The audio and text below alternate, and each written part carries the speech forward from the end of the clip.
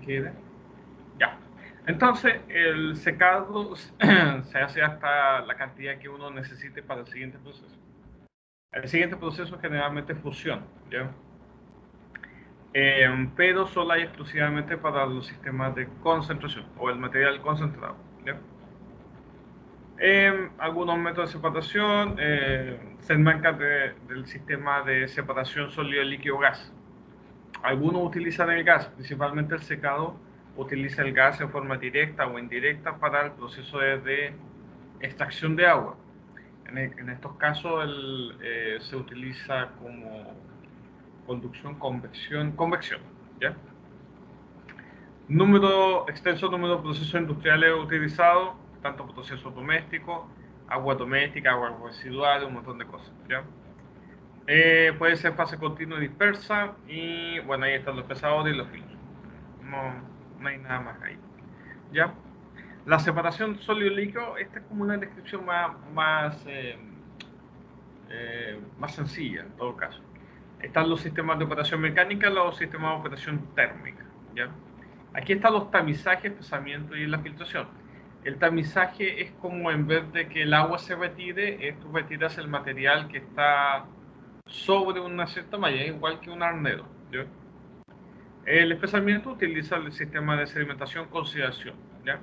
Y la filtración utiliza un medio poroso para realizar la separación entre el sólido y el líquido, ¿sí? En el caso de las operaciones térmicas está el secado y la vaporización. El secado es directamente colocar una cierta cantidad de temperatura para extraer el agua. Mientras que la vaporización esta siempre se me confunde, pero me da la impresión de que es más que nada el hecho de extraer la cantidad de agua, pero por algún medio más directo, ¿ya?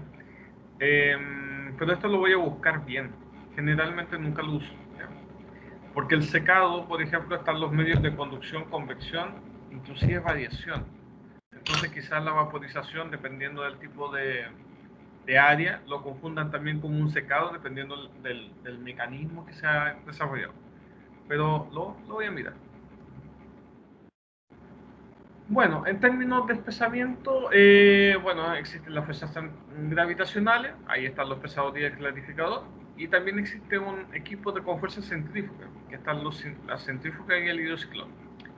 El hidrociclón aquí tiene ¿cómo se llama? Otro fin, pero prácticamente es lo mismo que los hidrociclones para desarrollar la separación de las partículas, ¿ya?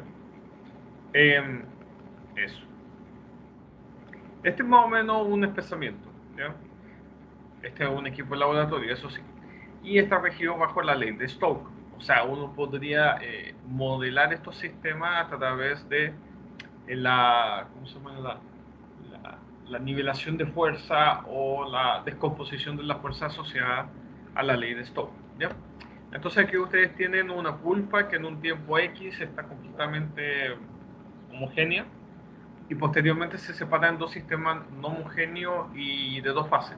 O sea, tienes una fase líquida, no puedo decir que sea un agua clara, porque muchas veces no es clara, y la fase compactada, que sería el material sedimentado, ¿ya?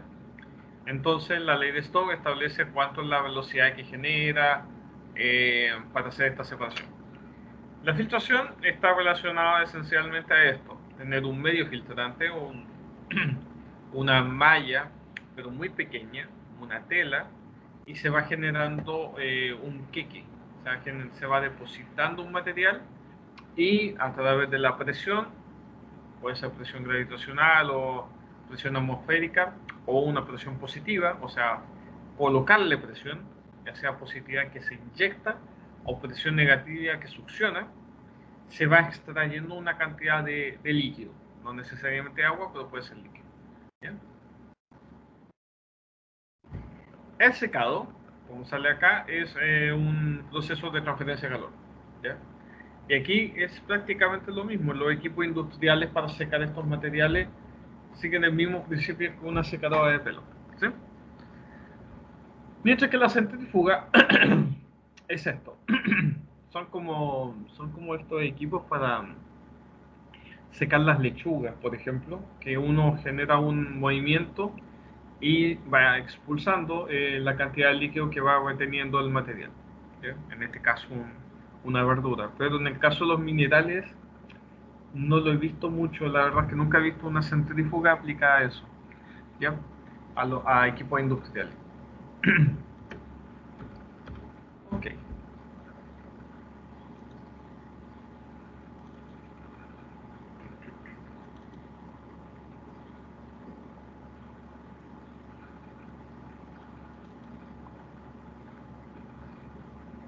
Ujú.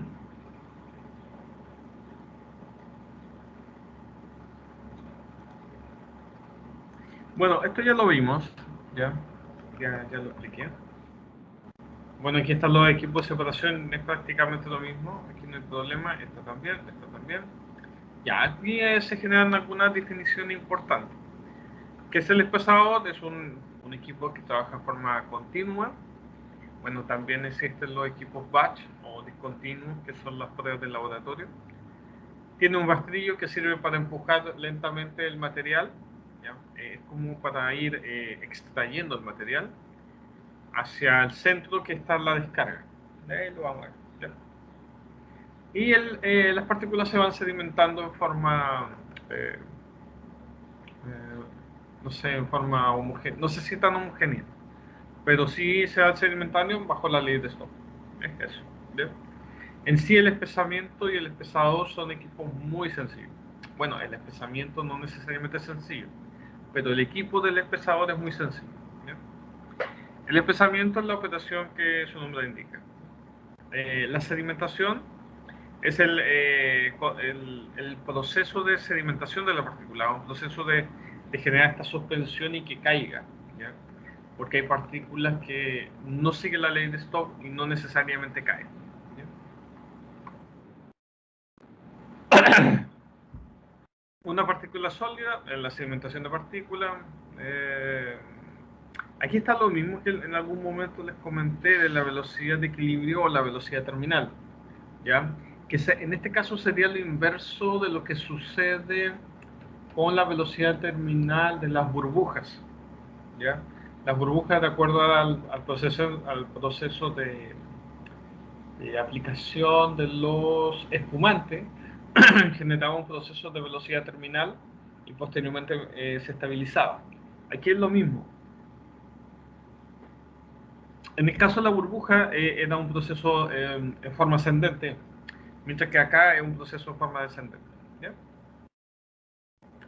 Eh, Estas son las fases del sistema: fase de sedimentación y posteriormente una fase de consolidación o de, como que de aglutinamiento. Ahí están todos los materiales que se encuentran compactados. Y este es el proceso de balance macroscópico de la ley de Stokes, ¿ya? Tienes una partícula, está inmerso en un fluido. En el fluido tienes una fuerza de empuje que va hacia forma ascendente, que está relacionado con la densidad del fluido, la velocidad de la partícula y la aceleración de gravedad. Posteriormente tienes la velocidad o la fuerza asociada a la fuerza de gravedad. Ahí se genera la densidad de partícula, la velocidad también de la partícula y la gira.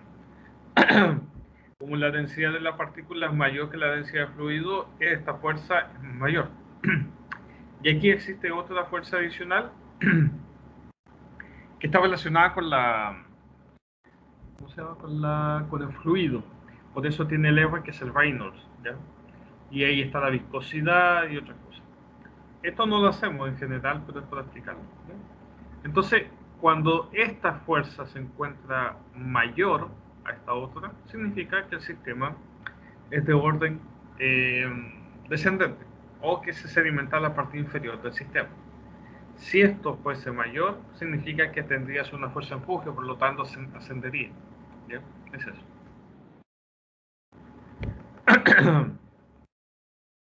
Bueno, aquí está la fuerza de arrastre, por eso está relacionada con el fluido, ¿ya? Y también se genera un coeficiente de arrastre, ¿ya? Y el coeficiente de arrastre está en función del Reynolds. Por eso el Reynolds define qué tipo de fluido se encuentra. Si es un fluido en transición, fluido laminar o fluido turbulento. En este sistema, la idea es que siempre sea un fluido laminar. ¿Para qué? Para que el sistema de las partículas puedan caer en forma lo más rápida posible, que no haya interacción con respecto a la fuerza de arrastre. El fluido en transición y el turbulento hace que la fuerza de arrastre sea mayor, ¿ya? En este caso, lo que queremos es que se sedimente rápido y se compacte relativamente bien. No necesariamente una compactación completa, porque si el sistema de compactación es muy fuerte o muy intensa, por así decirlo, se puede generar un embancamiento de la línea completa del sistema. Ok, aquí tenemos la misma explicación de la velocidad con respecto al tiempo, ¿ya? Entonces uno tiene una velocidad inicial y posteriormente se va generando hasta llegar a una velocidad terminal, ¿sí? ¿Por qué sucedía esto?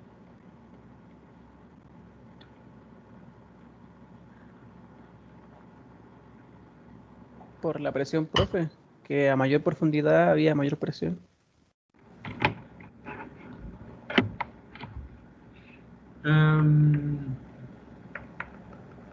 A mayor profundidad había mayor presión. Ya, pero esa era la que nosotros habíamos visto en los gases, pero en este caso,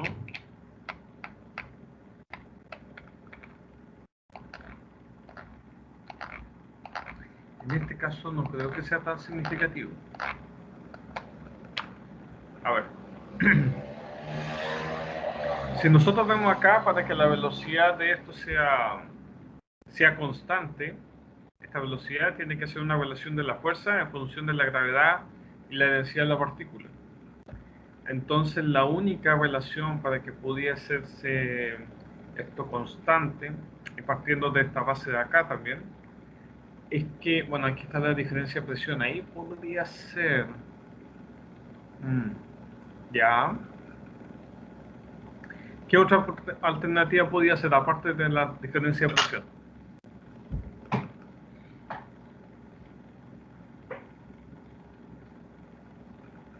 ¿Qué más se le ocurre? A ver.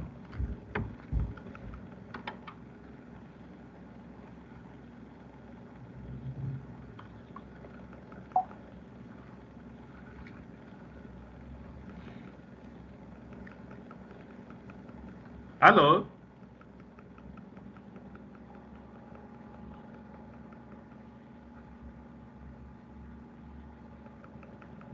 Con respecto a la distancia,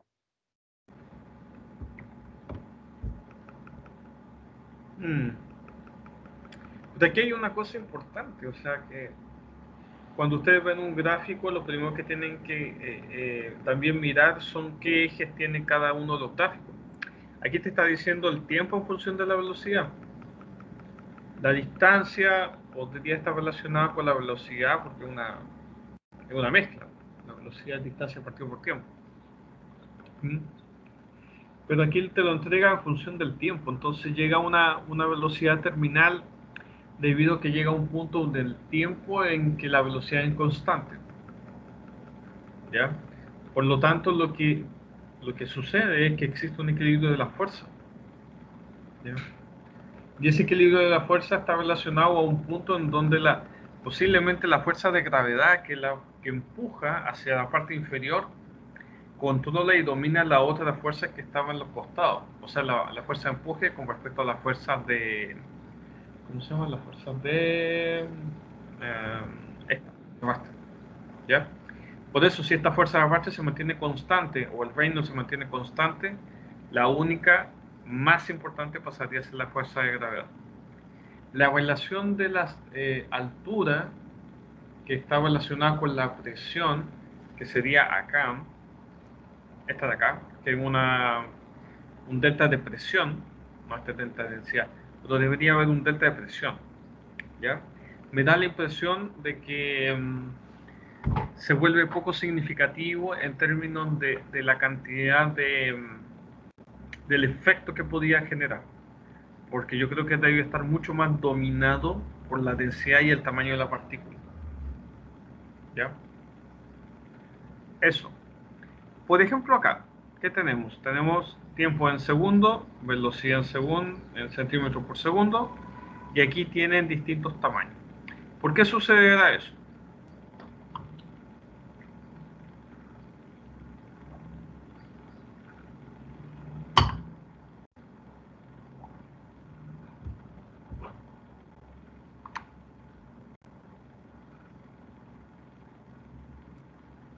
Profe, ¿será que como la... Ah, no, no, nada. ¿Ya?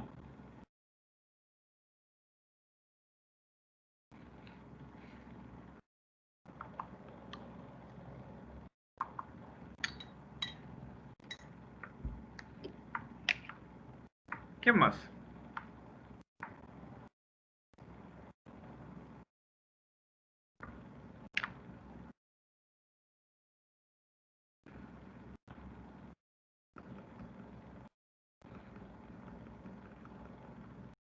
¿Qué sucede acá?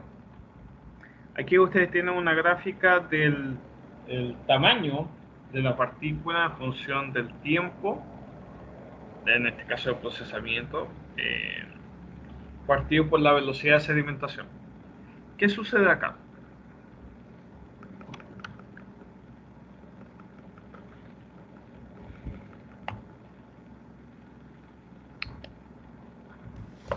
Profe, ¿será que porque la fuerza, o sea, al ser una partícula más grande, por ejemplo, el 100 micrómetros es más grande, ¿no? Entonces afecta mayor la fuerza de gravedad y por ende tiene mayor velocidad. Nada que ver. Sí, me convence, ¿no? Ya, como le he dicho, por último, siempre envía tu hipótesis, puede estar buena o mala, pero por lo menos ten seguridad de que tú crees que es buena. Entonces, si tú crees que el tamaño de la partícula es, a medida que es más grande, tiene un efecto mayor con respecto a la velocidad, ahí quédate, no le coloques nunca la otra parte porque eso te genera inseguridad, ¿ya? Sí, pues, eso es. De hecho, si ustedes ven, los 100 micrones son partículas más grandes. ¿Ya? ¿Dónde está? Acá. Esta es una partícula relativamente más grande. ¿Ya?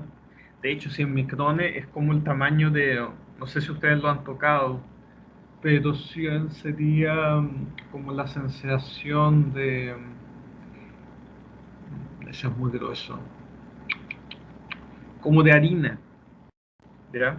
Eso es como un grumo de harina, una cosa así. Bueno, algo así más grueso sería un poquito como de azúcar o de sal. Esos podrían ser como 100 micrones. 10 micrones es una partícula muy pequeña. ¿Ya? De hecho, se te meten en los poros. ¿Ya? Entonces, lógicamente, y aquí va asociada a la pregunta anterior, que era con respecto a esta de acá. Entonces, cuando tú tienes estos sistemas, lo importante es saber cuál es el principal factor que afecta a tu sistema. Y si bien es cierto, como dijo su otro compañero, que quizá esta velocidad terminal está relacionado con la diferencia de altura o de presión, esencialmente la principal efecto está relacionado con el tamaño. ¿Ya?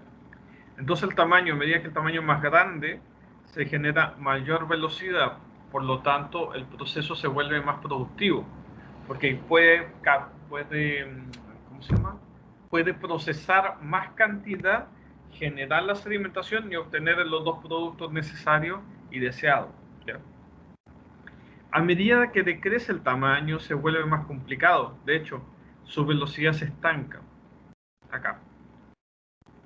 Y este es el problema de los coloides. Los coloides son partículas que no tienen, por ejemplo acá, no tienen la suficiente masa, en este caso, este es el volumen de la partícula, y el volumen de la partícula sería, si es una esfera, sería pi por r al cuadrado, por la, este es el círculo, la esfera creo que da r cúbico, ¿ya? Ahí. Entonces la masa, bueno, aquí se te genera masa. Volumen, densidad. Densidad en masa partido por volumen, y esto es volumen, y ahí se te genera la masa. Entonces, la relación entre el volumen y la densidad se te genera la masa. Entonces, cuando la masa es muy, muy pequeña, genera que la fuerza que se encuentra acá pierde con respecto a la fuerza de empuje. ¿Ya? Porque esta fuerza se vuelve la fuerza de... ¡Ay, qué feo! Se vuelve igual o más chica. La fuerza de D, que sería la fuerza de sedimentación, si es igual a la fuerza de empuje, significa que esto está en eterna suspensión. ¿Ya? No se alimenta ni tampoco flota. Está ahí, como en un limbo. Si esto es menor, o sea, la fuerza de sedimentación o la fuerza de D es menor que la fuerza de empuje, entonces en vez de la partícula sedimentar va hacia la parte superior y queda como flotando, ¿ya? Pero flota por una diferencia de fuerza y no por un mecanismo o físico-químico mecánico que era cuando le inyectamos aire, ¿ya? Entonces, este es el problema de los coloides, que es lo que se encuentra acá, ¿ya? La sedimentación, ahí sí. Ah, qué horror.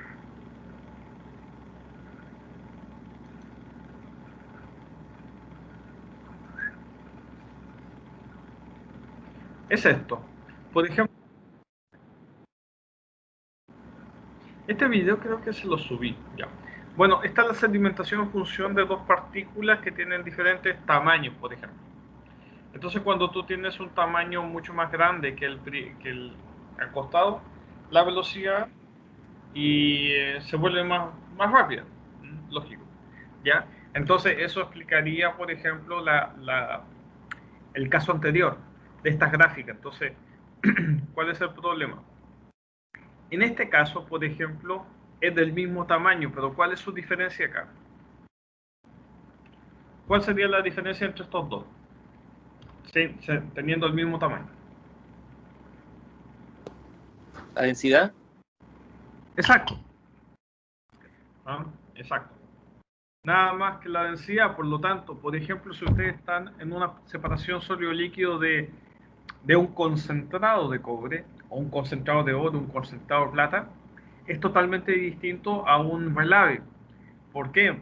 Porque la densidad del elemento metálico es considerablemente mayor que la densidad del elemento de ganga. A ver, ¿cuáles serían los principales elementos constituyentes, por ejemplo, de una ganga cualquiera? ¿Cuál sería? Ustedes estudian geología, ¿cierto? ¿Cuáles son los minerales formadores de roca, creo que se llaman?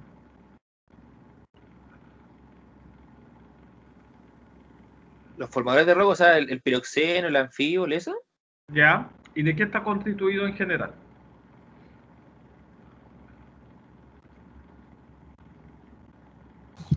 De sílice. De sílice, ¿cierto? Y la sílice tendría una densidad de ¿cuánto?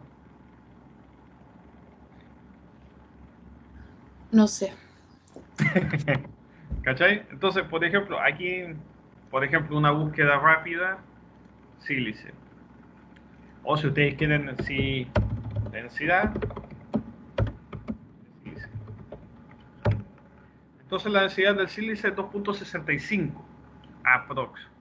Entonces la densidad de cualquier elemento formador de roca no va a superar quizás más de 3, porque tu constituyente principal puede ser sílice o alúmina, o el Al2 o 3. ¿Sí? Este es más o menos 3.95. Entonces, si el óxido de silicio, IO2, en 2.65 y 3.9. Entonces, esos son los principales constituyentes. Y estos constituyentes son así, y siempre se van a encontrar más o menos así por la afinidad que tiene la sílice y el aluminio con el oxígeno. ¿Ya? Pero si tú lo ves, por ejemplo, la densidad de ¿qué? Del Cu2O, S2. Cu2S, Cu. Por ejemplo, el de la covelina. No está. Cu2S. Es de 5.6, es mucho mayor. Por ejemplo, el de la CuFeS2. Este debería ser mucho mayor también. Densidad de 4.3, ¿ya? Ahora si te va a la densidad del oro, aún, está en 16, ¿ya? Entonces, esta pequeña diferencia, por ejemplo, entre la covelina, la calcosina, la calcopirita y otros, tienen un gap de diferencia puede ser de 1, de 2 puntos más. Y eso hace que su densidad haga ese efecto que tenga una velocidad muy rápida de sedimentación y por tamaño se genera una compactación muy rápida, ¿ya? Por lo tanto, genera como un bloque, es como una roca sedimentaria, ¿ya? Pero bien compactada.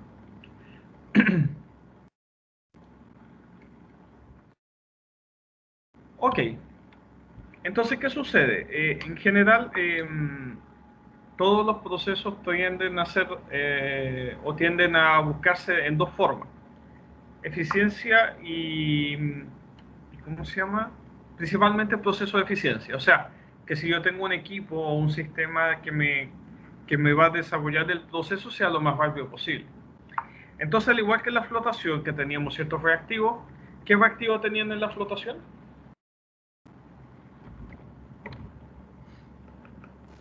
Los espumantes, colectores y activadores.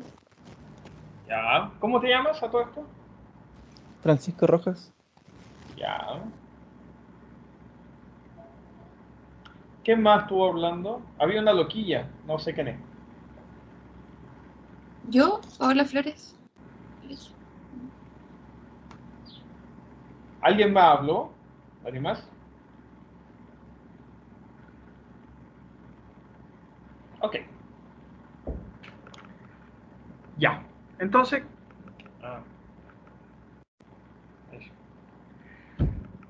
al igual como decía el Pancho o Francisco, tienen colectores de espumante, activador y otras cosas. En el caso de la sedimentación, exactamente igual. Ustedes tienen dos alternativas, los floculantes y los coagulantes, ¿ya? El floculante es una sustancia química, es un reactivo químico de características orgánicas, ¿ya? En otras palabras, sería como la misma estructura de una, o sea, no la misma estructura, como la misma naturaleza de un colector, que es orgánico, ¿ya? Estos reactivos, los floculantes, son como, a ver cómo podría ser, es como una especie de, bueno, la palabra va a ser bien fea, no sé si fea, pero quizás no les va a gustar, pero es como una especie de muco, ¿ya? Es como una baba. Entonces, es como, sí, es como es un líquido que se genera, uno lo diluye y genera así como una especie de, como un slime, de estos que se venden para los niños pequeños. Entonces, ese como slime, o sea, bueno, slime es también un material inorgánico, creo. Bueno, no importa. Esta cosa se conecta y genera una estructura, y esa estructura, como es como viscosa, permite que las partículas pequeñas vayan pegándose a esta estructura del floculante y generen como un flóculo, un material que no es una partícula 100% unida, pero está unido por esta estructura orgánica, y esto hace de que genere un tamaño cada vez mayor.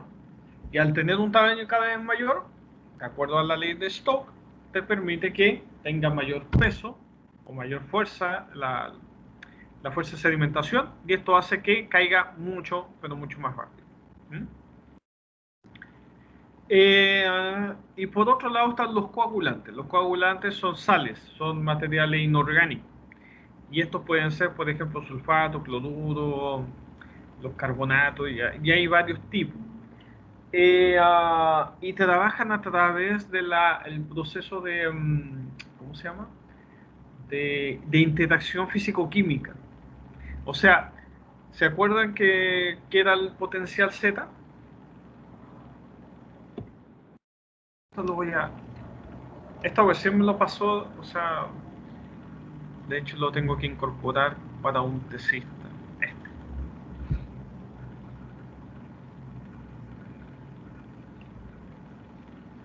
Este fue un tesista mío que salió la semana pasada, así que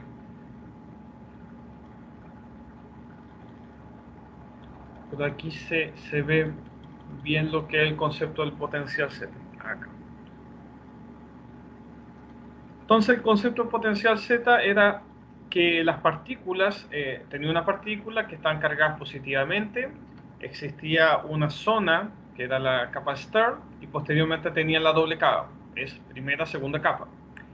Esta sección generaba el potencial Z, o sea, era la segunda capa donde estaba cargado el material. Y esto hacía que las partículas en flotación, por ejemplo, si tuviese positivo o negativo. Si eran positivo, significa que teníamos que colocarle un colector aniónico. Si era negativo, tenías que colocarle un colector catiónico porque si no, no cuadra, no pincha o no hace nada. Y el valor del potencial, este potencial Z, permitía saber si el sistema tenía un equilibrio o estaba en coagulación o estaba en transición, ¿ya? Entonces, si las cargas, por ejemplo, podían estar bajo cierto rango, por ejemplo, menos 60 a más 60 milivolts, que diría que si existiese que estos están completamente cargados en forma positiva o estuvieran cargados en forma negativa. Pero si estaban en una zona más cercana, significa que las cargas podían estar entre positivo y negativo, ¿ya? Entonces, ¿qué pasa? Si estás en una zona muy alta, o sea, muy alta en términos de potencial negativo o muy alta en términos de potencial positivo, significa que en este caso las partículas se van a repeler. Si están en una zona de transición, significa que las partículas pueden tener interacción con ellos y puede hacer que el sistema coagule en forma natural, ¿sí? Entonces, ¿qué sucede? En el caso de la flotación, no es lo que se quiere. Lo que se quiere es que se separen. Pero en el caso de la sedimentación, tú quieres que tengan este proceso de coagulación por estas cargas, que se vayan haciendo como estos enlaces dipolo-dipolo o interacción dipolo, ¿ya?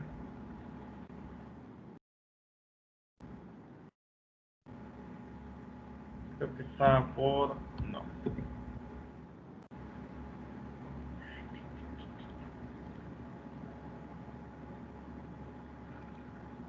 Por ejemplo, aquí... estos son, esto es un equipo que está en la universidad, ¿ya? Y que se puede hacer un trabajo de investigación. Cada una de estas partículas, por ejemplo, están cargadas. Y estas cargas uno las mide. Y este puede ser lo que les decía, que podía ser positivo y negativo. Entonces, no sé si se ve, la verdad que se ve muy poco, pero es eso.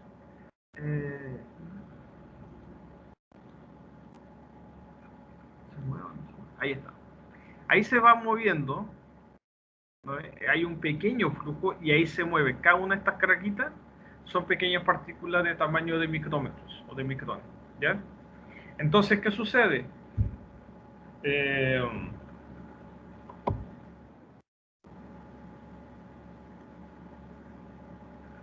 esto ya no. Estas son las cargas. Ya, no importa. Entonces, ¿qué sucede acá?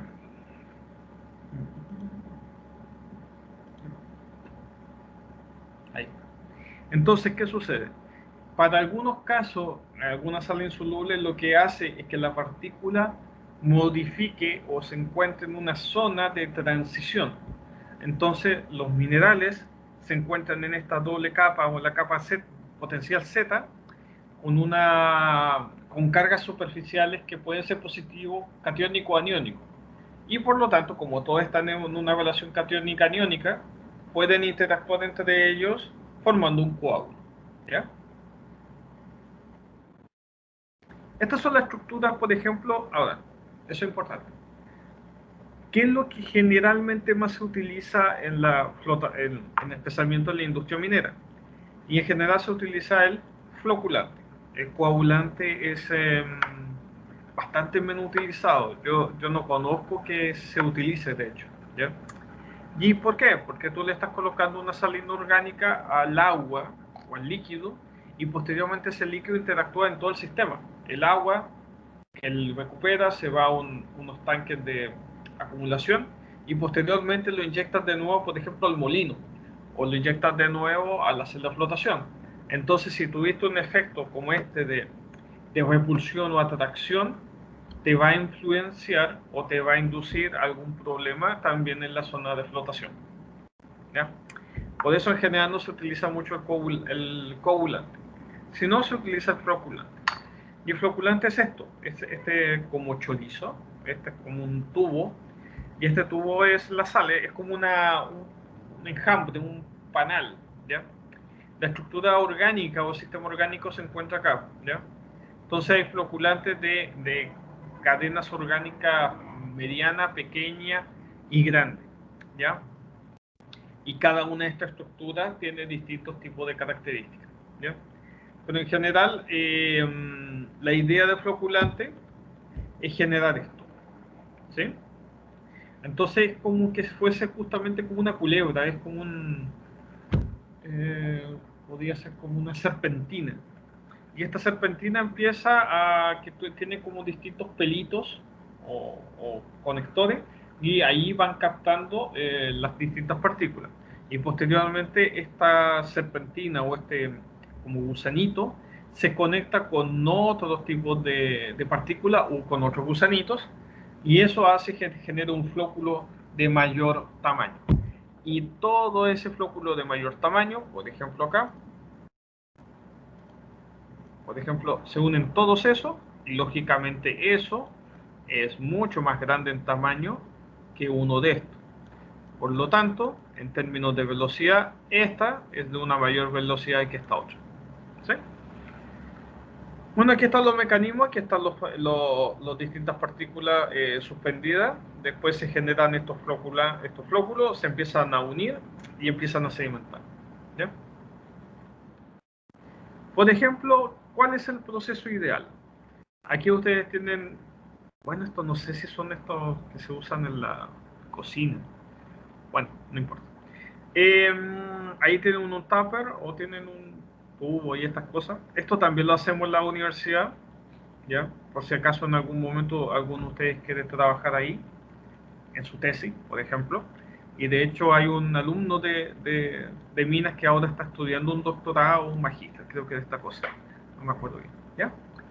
Entonces, cuando uno conecta el material con estos floculantes, en el tiempo cero, al principio estaba todo esto, ¿ya?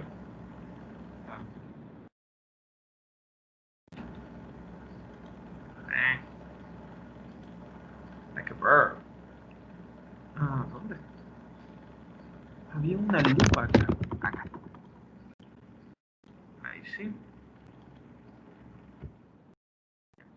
Si ustedes ven acá, se ve bien, ¿cierto? Ya. Aquí está más o menos organizado, pero si ustedes ven, ya hay muchos flóculos. Este es un flóculo, por ejemplo. ¿Ya? Ahí hay otro flóculo de mayor tamaño. Y este es un flóculo ya gigante. Este flóculo gigante después se sedimenta en forma automática, ¿ya? Entonces el tiempo que se demoraba, por ejemplo, en sedimentar este mismo material sin ningún tipo de aditivo o reactivo, puede ser 10 o 20 veces más que utilizar estas sustancias, ¿ya? Ahora bien, ¿cuál es el problema? No necesariamente lo mucho siempre es bueno, ¿ya? Entonces, ¿qué sucede? Cuando tú le agregas mucho floculante o muchos de estos reactivos, produce el efecto inverso. ¿Por qué? Porque están ingresando un reactivo que es un material orgánico, y los materiales orgánicos, ¿qué densidades tienen? Los reactivos orgánicos.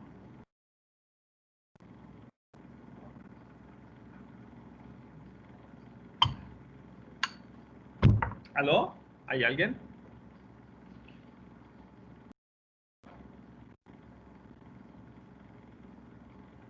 ¿Aló? Sí, profe. ¿Aló? Sí, ¿Aló? ¿Hay alguien? Sí, profe. sí. Ya. Ya creía que me habían dejado botado. Ya. Entonces, los reactivos orgánicos, más o menos, ¿qué densidad tienen? Mayor a 1, menor a 1, mayor a 0, menor a 0, mayor a 5, menor a 5. ¿Cuál piensa?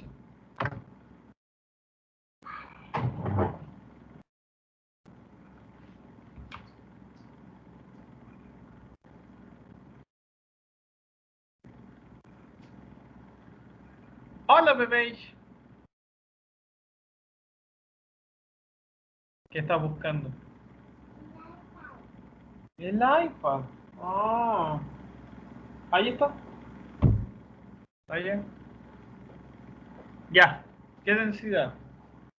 Profe, son densidades bajas, ¿no? Menor a 1 generalmente. Exacto. O sea, como dice Pucha, parece que lo único que me pesca el Francisco. Ya. Ya. Recuerden, todas las sustancias orgánicas son como aceites. O sea, es lo que primero lo pueden asimilar. Y si son aceites, un aceite, cuando lo contactas con agua, ¿qué es lo que sucede? Se Se repelen repelen, entre quedan ambos. como en fase. Primero se repelen porque son primero son sustancias apolares, ¿ya? Y por temas de densidad queda la zona superior o inferior. Superior. Superior. Entonces, eso es lo que sucede acá, exactamente igual. Entonces, ¿qué es lo que sucede? Cuando tú tienes estas sustancias orgánicas y cuando es un exceso, lo que sucede es que no se conectan acá.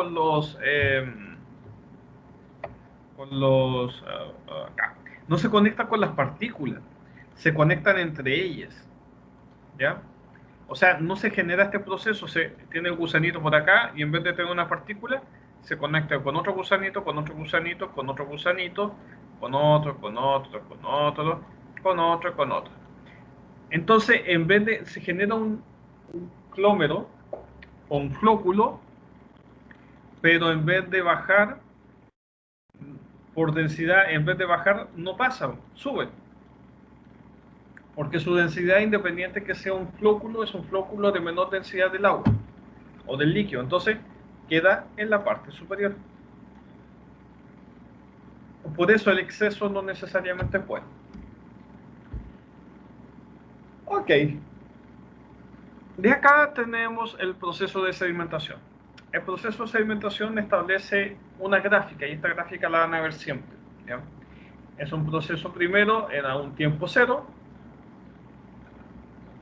tiempo 1, tiempo 2, tiempo 3. El tiempo 0 aquí está como agua clarificada, pero quizás es al revés. Todo esto es pulpa. Es una sola gran pulpa. ¿Ya? Está todo mezclado, está 100% homogéneo. Pero cuando se tiene un tiempo, se empieza a generar la fase. O sea, uno puede ingresarle el floculante o el espumante, no, el espumante no hay que ver.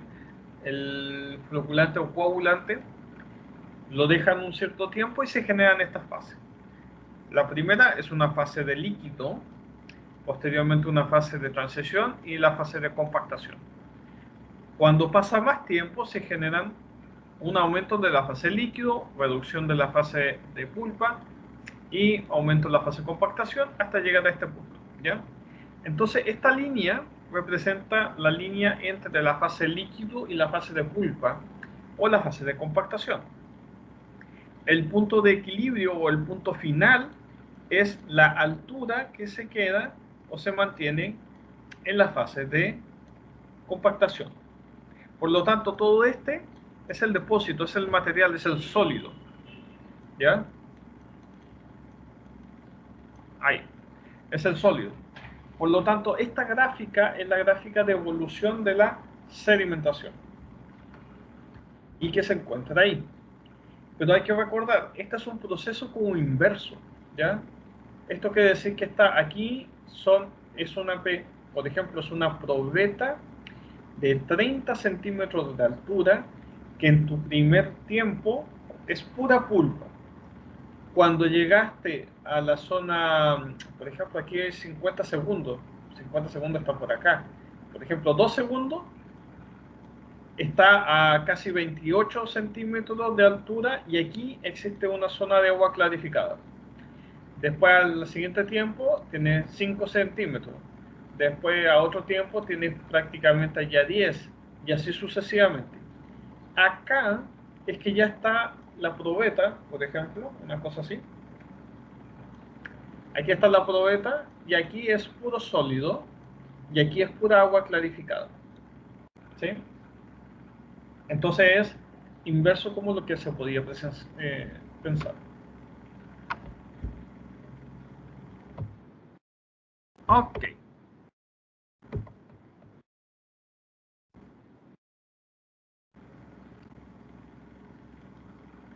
Entonces, este es un espesador tradicional. Es un equipo bien sencillo. Por ejemplo, aquí están los sistemas para ingresar la gente de operación o quien vaya a mirar. Aquí está el ingreso de la pulpa y está este pozo, esta zona. Aquí se genera la zona de mezcla entre el floculante que se encuentra acá, se conecta y posteriormente sale. Esta es la zona de agua clarificada y esta es la zona de compactación. Por aquí está una zona intermedia, ¿ya? En algunos casos están los pulverizadores o aspersores, que sería lo mismo que los equipos de columnas de flotación, ¿ya? ¿Y eso es para qué? En las columnas de flotación era para lavar el material. En este caso es para que el material se quede en la zona central y el agua que esté lo más clarificada posible, que no vaya tanto arrastre de material sólido, ¿ya? Aquí está el agua clarificada, por acá está, aquí está como el labio o la zona de descarga. Y aquí está la zona de descarga de la pulpa, ¿ya? Dentro de los equipos de espesadores, existen dos, esencialmente, con estructura y de operación. El estructural está en función del puente, columna, tracción periférica y sin mecanismo. El sin mecanismo prácticamente no existe, o sea, siempre tiene que haber un mecanismo, a no ser que sea una cosa muy, muy pequeña, ¿ya? Y desde el punto de vista operacional están los convencionales, high rates, high density o COPCON, DeepCom, eso, o son los espesadores de pasta, ¿ya? Generalmente uno lo enumera más de esta forma que esta otra. Esto es más como de sistema mecánico. Entonces cuando los mecánicos hablan, preguntan de qué tipo de sistema es esencialmente el tipo de tracción.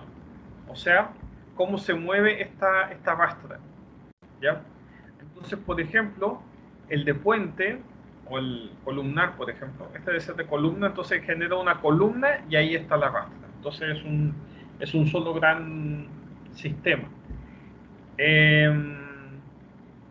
Por ejemplo, el de tracción periférica es que existe, a ver, ¿dónde está? Existe como un riel acá y lo va arrastrando, es bien extraño, ¿ya? Es como como una vaca o los antiguos procesos que iban los caballos arrastrando el sistema, ¿ya? Es eso. Y eso depende mucho del torque, depende mucho de la estructura del material. La sedimentación es un proceso más viejo que, bueno, no sé qué tan viejo sea, pero ya se sabía más o menos desde el 1556, ¿ya? Lógicamente bajo las técnicas rudimentarias que existían en esa época, ¿ya? Pero existía. Pero los equipos que nosotros más o menos estamos actualmente establecidos es un equipo más o menos del 1905, o sea, más de 100 años ya tiene, o sea, más 115 años la estructura original del equipo. Y sus principales componentes, el estanque cilíndrico, la bandeja de alimentación o el feed well, la canaleta, la rastra y la abertura de descarga.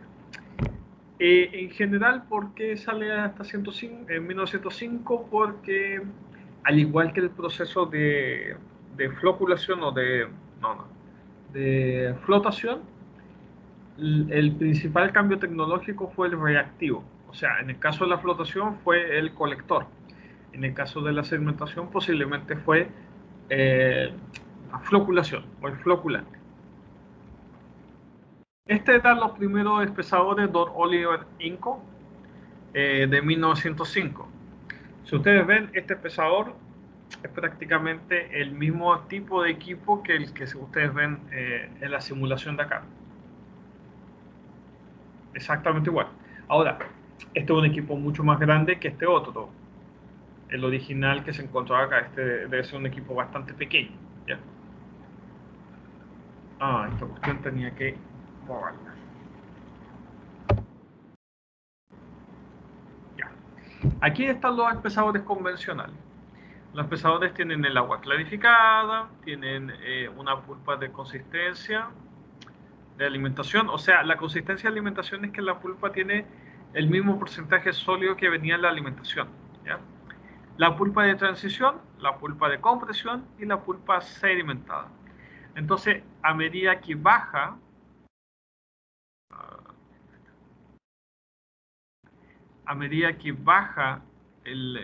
la pulpa, el porcentaje de sólido aumenta o se incrementa. ¿Ya? ¿Por qué? Porque se está haciendo la relación entre el sólido y el líquido. El líquido va a la zona superior, el sólido va a la zona inferior. ¿Sí? Y estos son algunos equipos. Este equipo puede tener fácilmente, a ver, sus 100 metros, no, a ver, una cuadra debería ser, sí, pues 100 metros de diámetro, es una cuadra aproximadamente, lo más grande. Hay algunos, bueno, escondida creo que tenía unos de 100 metros de diámetro para la cola. El equipo de cola es considerablemente mayor al equipo de alimentación, o sea, de concentrado, porque la densidad, como les comentaba, es mucho menor, y también la proporción del flujo con que se alimenta. O sea, estamos hablando de que la ley de alimentación, como en algún momento y ustedes saben, es del más menos 0,8, 0,9 o 0,5%, por lo tanto tiene un 95% de material de ganga. Por lo tanto, todos estos equipos trabajan el 95% del material de ganga. ¿Ya? Y aquí está una figura quizá mucho más bonita de la que yo les dibujé. Pero con esta cosa. Entonces, como les decía, aquí está la zona de feed, setting zone, que es la zona como de alimentación. Y aquí se generan los primeros flóculos. Aquí está el proceso de floculación original. Posteriormente se empiezan a unir. Aquí se hace unen en forma mucho más grande y aquí está un conglomerado de flóculos. ¿Ya? Aquí tenemos, por ejemplo, el tipo de clarificador espesador. Este es de 20 metros de diámetro hasta un 5, con espesadores de 20 a 5. Son espesadores relativamente pequeños, ¿ya? Pero aquí ustedes pueden ver, por ejemplo, el níquel tiene porcentaje sólido de 27 y con 65% en la salida, o sea, te aumenta considerablemente, ¿ya? Aquí están los micrones, o sea, en el caso del níquel tiene un tamaño bastante pequeño. Ahí, 75 micrones, la patita, la calcita. Calcita es como la más grande en micrones, no necesita un gran proceso de combinación, por ejemplo, ¿ya? Mineral de hierro, mineral de cobre está a 80 micrones, más o menos, ¿ya? Y aquí están los porcentajes de alimentación y los porcentajes de descarga. Pero los porcentajes de descarga están pero muy influenciados en el caso de los relaves, si existe proporción con respecto a la arcilla. Porque la arcilla son pequeños materiales con muy baja densidad y muy pequeños, por lo tanto interfieren en el sistema. Este es el clasificador tipo puente, o sea, tiene un puente acá y aquí tiene el proceso del bastrillo y este sistema bastrillo baja acá y hace el torque. O sea, estos bastrillos mueven el fluido. Es como una especie de paleta, es como cuando hacen una batidora para hacer un queque, una cosa así. Lógicamente a una velocidad considerablemente menor, ¿ya? Pero lo que hace es justamente, su objetivo es mover la pulpa de la zona que se encuentra en la zona periférica y colocarla y meterla dentro de la zona de descarga. Es eso, ¿no? Ahí tienen un espesador tipo puente. Entonces el puente va girando y aquí va el agua clarificada y por acá abajo va saliendo el material, ¿ya? De espigón central, este es un tipo que tu sistema motriz se encuentra por acá o tiene una guía por acá. Entonces lo que hace es que en vez de tener el problema de ¿cómo se llama? El torque o la parte mecánica, si estás con, este era el problema del brazo, como decían en física, que era a mayor brazo tienes mayor fuerza, algo así era, no me acuerdo bien. Entonces, por ejemplo, cuando tú tenías el espigón central, la fuerza viene de acá, pero en este caso acá se genera un efecto como palanca y la fuerza viene de acá. Entonces, este proceso de fuerza permite que sean equipos mucho más grandes y que tengan mayor capacidad de arrastrar material, quizás más denso, ¿ya? Ahí está. Tienen como una estructura acá y se va moviendo, ¿ya? Bueno, algunos objetivos, bueno, esto ya se lo he nombrado mucho, mantener fluidez y eso. Es pesado tipo pasta. Estos pesadores son bastante, difieren mucho con respecto a los pesadores anteriores, ¿ya? Son pesadores con áreas, ¿cómo le dicen? Son como tubo, ¿ya? Ahí está, acá está. Son de diámetro relativamente pequeño, pero son un tubo bien largo. Este tubo bien largo permite que el sistema genere, en vez de una pulpa espesada, genere justamente una pasta, como una pasta de diente, ¿ya? Entonces, lógicamente, esta pasta de diente tiene un porcentaje de sólido considerablemente mayor que el obtenido con el espesador tradicional, ¿ya? Así ustedes pueden ver este tipo de descarga de este espesador. Son literalmente, no fluyen, es un mecanismo de, no es un fluido, es un fluido absolutamente no newtoniano. Sus características son como de, a ver cómo podía ser, como una especie de pintura, algo así, ¿ya? Es bien viscoso, ¿no? El gran problema de este tipo de equipo es el proceso de descarga. La descarga tiene que ser extraordinariamente bien controlada porque esto se solidifica o ya no deja de fluir y se tapa todo el sistema. No tiene esa opción, ¿ya? Este es un espesador, ese es el espesador tipo pasta. Aquí está lógicamente achatado, pero esto tiene que ser mucho más largo. Y estos son sistemas de rastra. Es una rastra, tiene doble sistema y hay veces que tienen rastras por acá en los costados. O sea, dentro de la línea vertical, ahí tienen rastra en la fase intermedia, ahí sí, ¿ya? Por ejemplo, ese es un espesador tipo pasta. Es una cosa bien grande y ahí, ese es el agua clarificada, ¿no? No es un agua potable, lógicamente, pero está clarificado. Y ahí se va descargando el agua.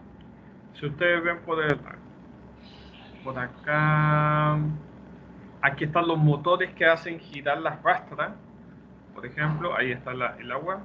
Y aquí, por ejemplo, están los espesadores convencionales, que son mucho más pequeños. Este es una planta bastante antigua, posiblemente porque estos son espesadores de madera, o también son plantas relativas, una que es antigua y otra que es pequeña, ¿ya? Pero ahí están las zonas de descarga para extraer el agua y el líquido, ¿ya? Y ahí se va, ¿ya? Y ahí está el sistema de acumulación de agua, ¿ya? A una zona central.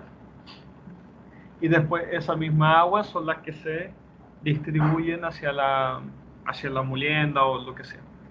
Y esta es la pasta. Como ustedes pueden ver, es como una pasta de dientes, por no mencionar otra cosa, ¿ya? Pero eso.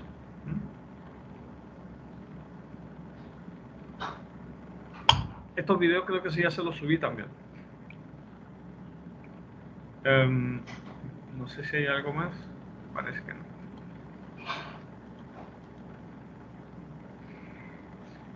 Los esperanzadores de alta capacidad o high density, o alta densidad, también a veces se menciona. Este es un espesador híbrido, es entre un espesador de pasta y un espesador tradicional o convencional. No es muy grande, no es muy chico, no es muy largo, es un intermedio. O sea, tu resultado también pasa a ser intermedio. ¿Ya? Ahí está. Entonces, por ejemplo, es más pequeño o de menor diámetro que los pesadores convencionales, pero son un poquito más de altura. Tienen una altura un poquito más grande, pero no llega a ser un pesador de pasta. ¿No? La zona de funcionamiento, bueno, esto ya lo he mencionado bastante, ahí está una descripción, no vale la pena decirlo. Este es un espesador, por ejemplo, de una empresa grande. ¿Ya? Por eso, esta cuestión fácilmente debe ser de 100 metros de diámetro. Fácil. Y es la zona con que se mueve. Aquí está, esta cosa se mueve completa. ¿Ya? Ahí están las dos rastras. El principal problema de estos equipos es que aumente mucho el porcentaje sólido y destruye estas rastras. La destruye completa. ¿Ya? Se deforman entero, entonces ya no sirve para nada. Y ese es un gran problema. ¿Ya? Algunos factores que inciden en estos tipos de equipos. Concentración de sólido, lógico. Distribución granulométrica, porque ya lo vimos. Relación sólido-líquido o grado de saturación, o porcentaje sólido. Más que nada, prácticamente lo mismo que esta otra. Y claridad de la solución enriquecida, o qué tan clarificada el agua que se extrae. Eso es importante. ¿Ya? En teoría, uno debería pensar de que el agua clarificada debería ser lo más clara, pero estás limitado o limitada con respecto a la descarga del sólido. ¿Ya?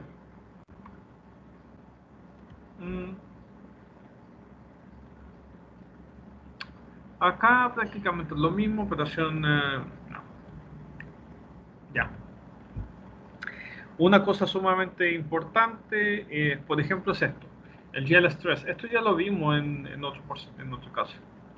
El porcentaje de sólido, a medida que va aumentando, va generando un yield stress mayor. El yield stress o el esfuerzo, sí, es como el esfuerzo para que el material fluya. Es la fuerza mínima para que el material fluya. ¿Ya? Entonces, cada vez que aumenta el porcentaje sólido, el yield stress va aumentando considerablemente. Entonces también es inverso, o sea, si tú no le aplicas esa fuerza, esta cosa se comporta en vez de un sólido en vez de un líquido como un sólido. Por lo tanto, automáticamente se estanca. ¿Ya? Entonces, ¿cuál es el inconveniente? Es todo el sistema de bombeo. ¿Ya? Entonces, para los pesadores de alta densidad o high density, o los pesadores de pasta, si bien son una muy buena solución en términos de la recuperación de agua, son altamente complejos por la cantidad de fuerza o de consideraciones del fluido que uno descarga. Y esto es absolutamente mucho más relevante cuando tú tienes una cantidad importante de arcilla. Porque como les comentaba, la arcilla tiene el problema de que son materiales muy pequeños y que interfieren en el sistema. Entonces, cuando te lo interfieren, generan la opción de interactuar mucho y eso hace que la pasta pueda caer. Y lo otro, que también se me ha olvidado, ese es por un lado, por el término del tamaño, ¿ya?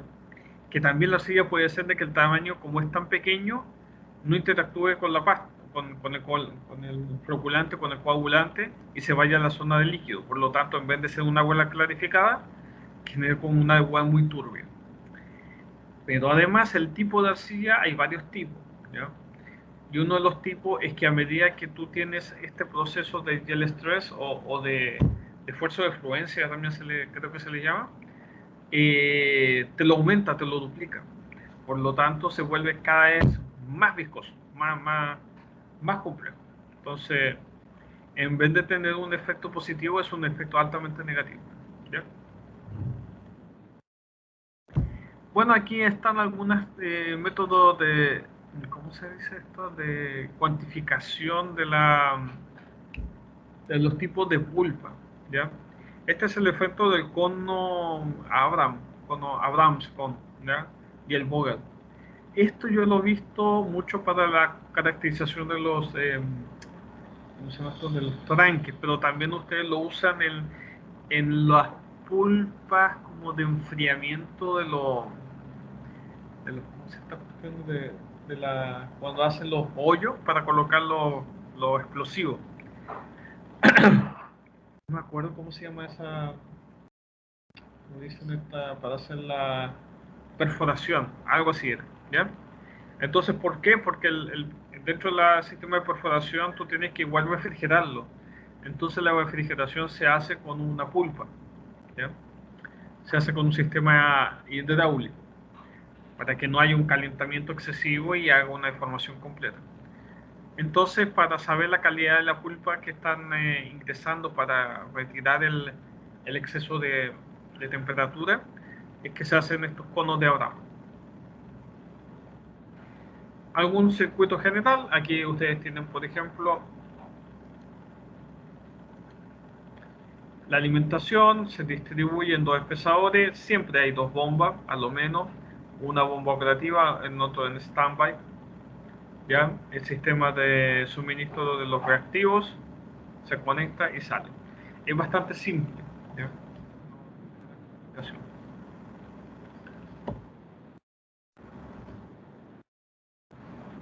Ya. Aquí después hacemos los tailing deposit. Yo creo que esta ya la vamos a hacer la siguiente clase, ¿ya? Así es que eso. ¿Alguna pregunta?